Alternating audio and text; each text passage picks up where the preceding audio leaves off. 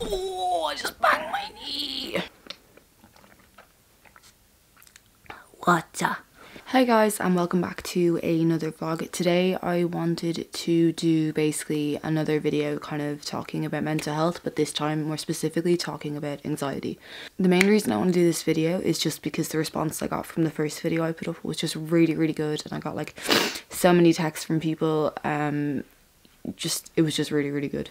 I even got a text off one girl saying to me that her little sister watches all my videos. Her little sister is 13. I don't want to say any names just in case, but her little sister is 13, and that her little sister watches all my videos, and that after she watched the video on mental health, she went and spoke to her parents about how she felt with her anxiety. And that to me just means the video did exactly what I wanted it to do. And even if that was just one person, it was one person, and that made a difference to me. So thank you to that person for sending me that text and letting me know. Basically today I kind of wanted to talk about anxiety, just because I know I suffer with anxiety, and I know it's very common for people to suffer from anxiety. I wanted to kind of talk about the kind of signals or warning signs for you to be able to tell if you may have it, and how I deal with mine. At this point in time, I know that I had anxiety from a younger age. Like now I'm 22, but I feel like I had anxiety from probably the age of 15 or 16.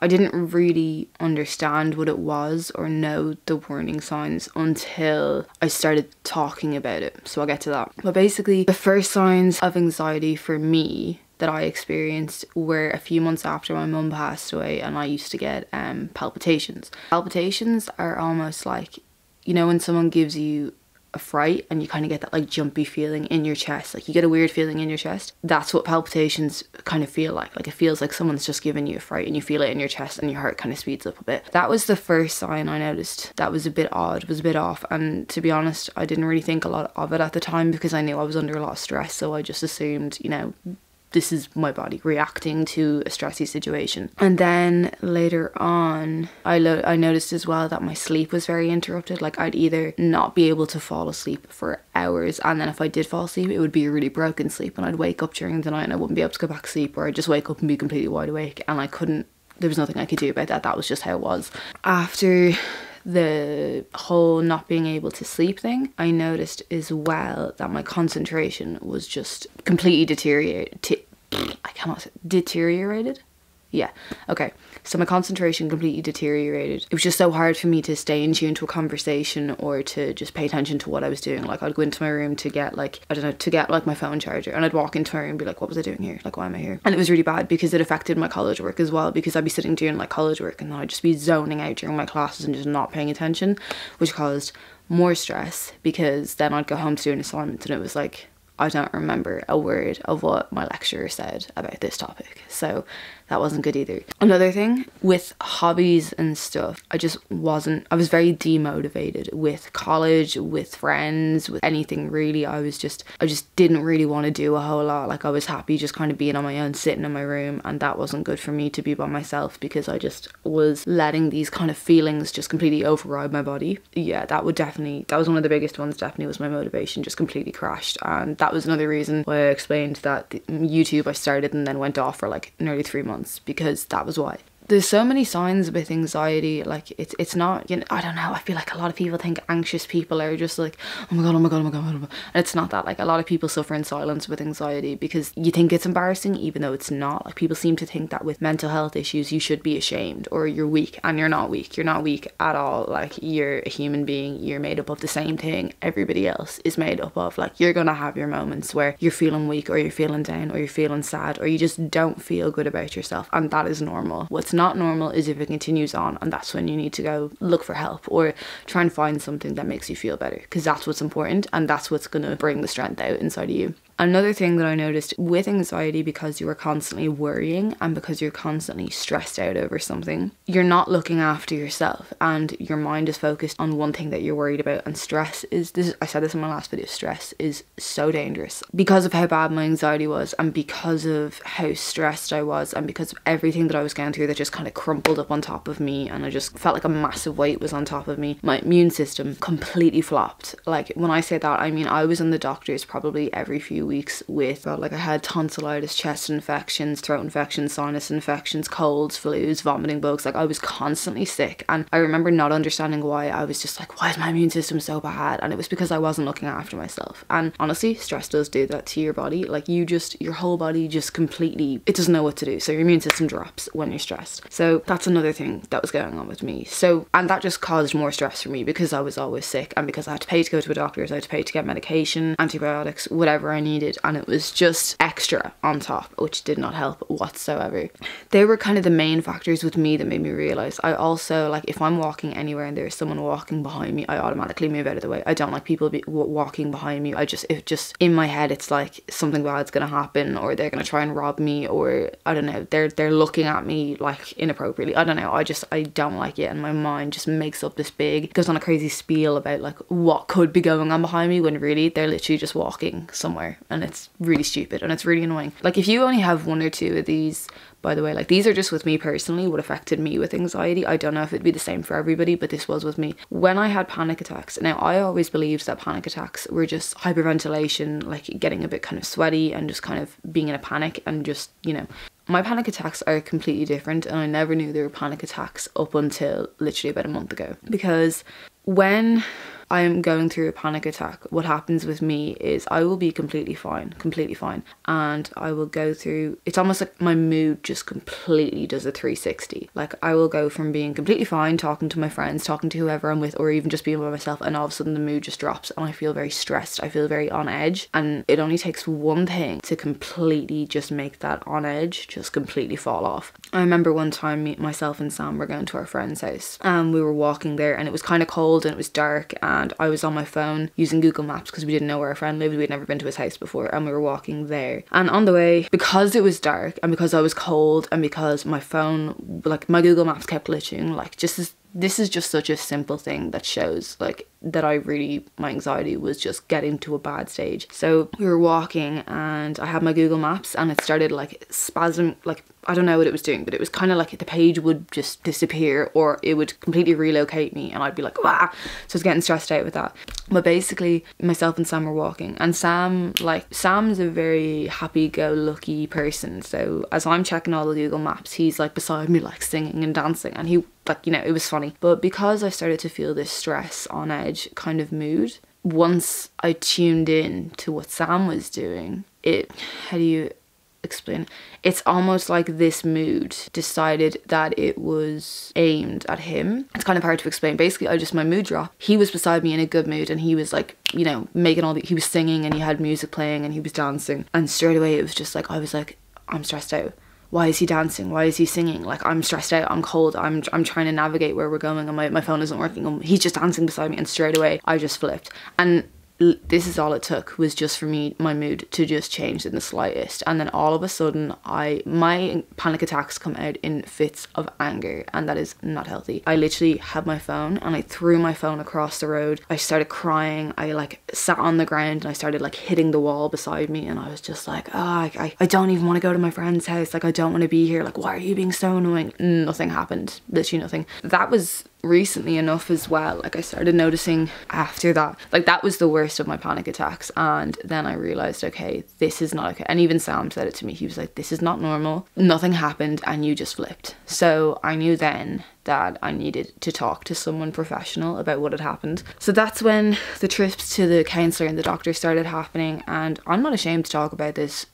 As you can clearly see, yeah, I went to a counsellor and I spoke to her about my anxiety, and to be honest, I don't really get the benefits of counselling anymore. When I first started going to counselling, I thought it was great. Now, you know, once I saw the counsellor once, and then I went to the doctors and just explained to them what had happened. And I explained the whole situation and just said to them, I don't know where it came from, like I'm not an aggressive person, and literally just because I felt a little bit stressed and because, you know, there was noise or something different going on beside me that wasn't suited to my mood, I just flipped out, and it was targeted at my boyfriend, who was doing nothing wrong at the time. And they basically said to me, that's a panic attack, you know what I mean? Like with your anxiety, you're so stressed out and you're so worried all the time that you are just completely exhausted, and that the smallest thing will tip you over the edge. Because just being stressed, well not stressed, but just being worried or anxious about something all the time is stressful, because your brain's just constantly on 100, and you're you're making up scenarios in your head that aren't even going to happen. You're worrying about something that hasn't happened. You're creating situations that won't happen, and it's constant like stress, and it continues all the time, and it's really hard. It is really hard to deal with. After that visit to the doctors, she said to me, look, if it gets any worse, or if you really feel like you want to go to the next level and try antidepressants, you can do that. So I let that sit with me for a few days, and I think a few days later I had a similar panic attack, maybe not as severe, but I was just like, do you know what, this is not how I want to be on a day-to-day basis. I don't want to be out with my friends and then for no apparent reason I just flip out and I freak people out, and it's just not healthy for me, and it's not healthy for who I'm with either, because it is scary to see something like that happening to somebody. So then after a few days of thinking, I decided, you know, maybe it's the right decision. So I went back to the doctors and had the same conversation with them again, and just said to them, look, I've tried counselling, I've tried meditation, because that is the first thing a doctor or a counsellor will tell you to try if you're coming in looking for any sort of antidepressant, because they'd rather you take the first few steps into seeing if these things will work than just putting you straight onto an antidepressant. So I told them that I had done counselling before, which I had. So then I went to the doctors, spoke about everything, explained my anxiety, and when you go and you are getting prescribed antidepressants, there's 3 dosages: 5 milligrams, 10 milligrams, and 20 milligrams. 5 is the lowest dosage you can be put on, 10 is medium, and 20 is the highest, and I'm on 10. They basically put me on 10 just because I explained that like I'd been coping with this whole anxiety thing for years, and that I had tried alternatives but it wasn't working for me. And with how I explained my anxiety, she said to me that she would put me on 10.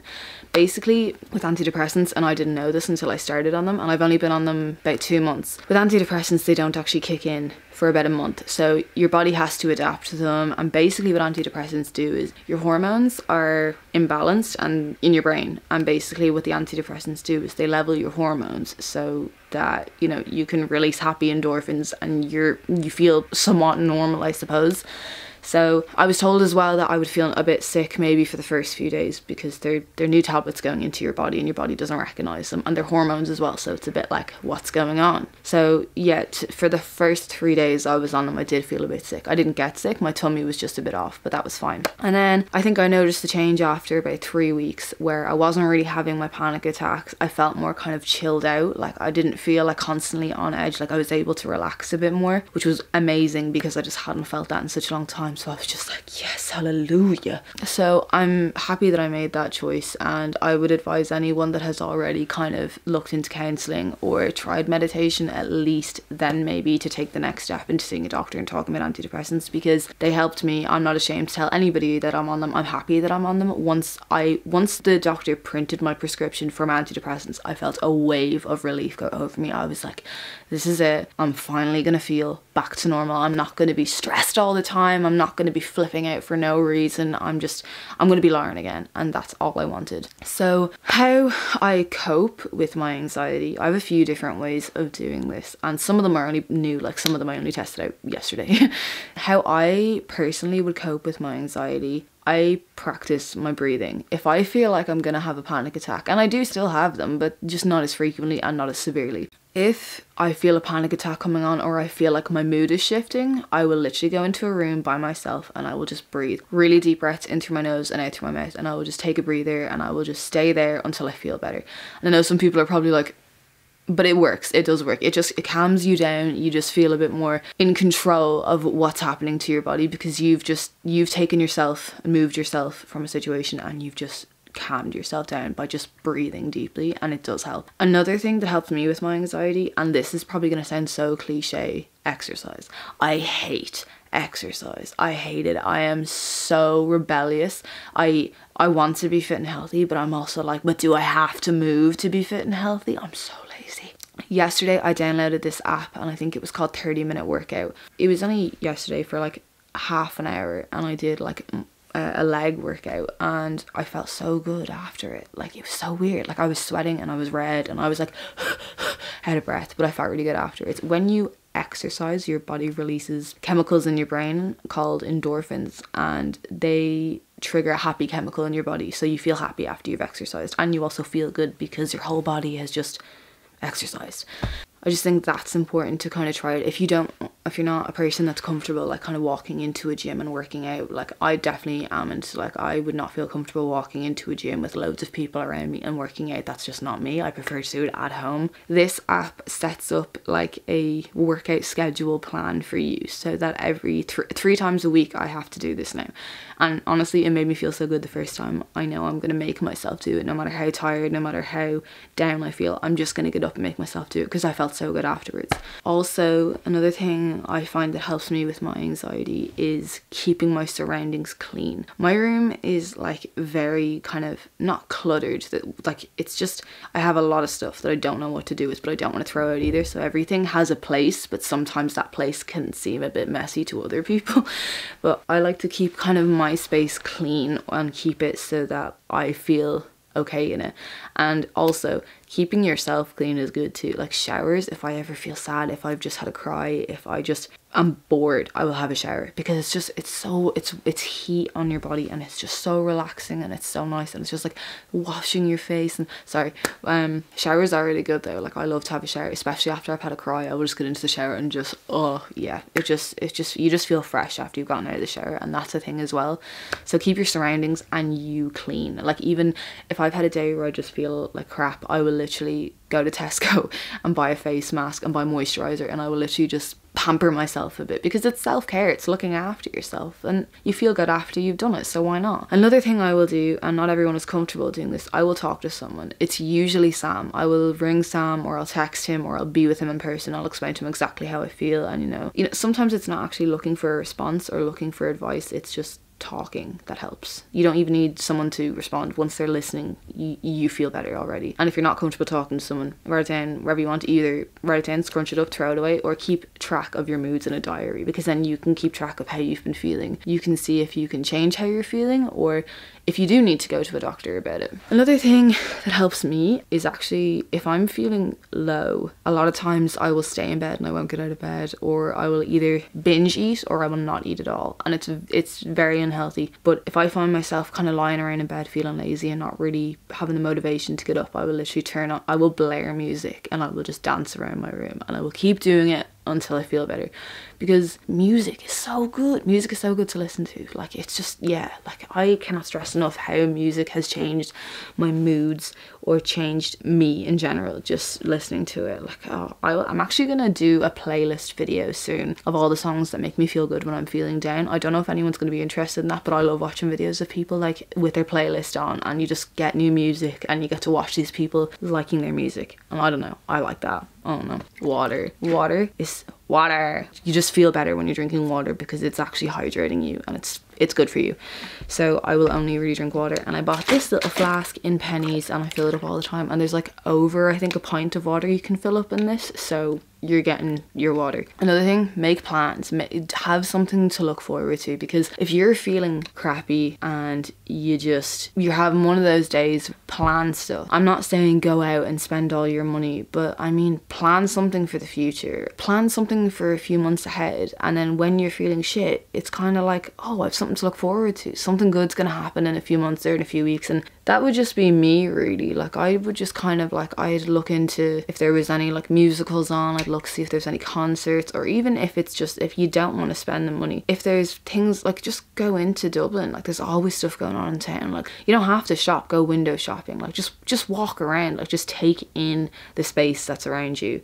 Step out of your comfort zone. Like this, for me, sitting in my room talking to a camera is weird. It's really weird. But at the same time, like I was the most vulnerable I could be in front of this camera 2 videos ago, and I'm not shy or embarrassed now sitting in front of the camera, because I completely opened up to it 2 videos ago. So there's nothing for me to be afraid of anymore. Like everything's out in the open. I'm doing it again. Like I just think there's the stigma behind mental health needs to be broken, and it needs to be broken quick, because I'm so like, it's actually so common nowadays to see people tweeting or putting up stories on Instagram kind of being like, look after your mental health is your #1 priority. I know a girl from my college always puts up stories being like, remember to eat, remember to drink water, remember to check up on your strong friend, and it's stuff like that. You know what like everybody cares about mental health. Everybody's there for you. Everybody has like your favorite actress, your favorite artist, your favorite person in the whole world has probably gone to a counselor. They've probably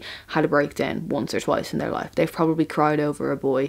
They've probably had a day where they've just wanted to stay in bed all day because they didn't feel good. We're all human, we're all made of the same stuff, and you know, you can take stuff and you can take stuff, but sometimes it does break you down and you just need to build yourself back up again. Nothing embarrassing, nothing to be ashamed of. It's how we work. Talk about it.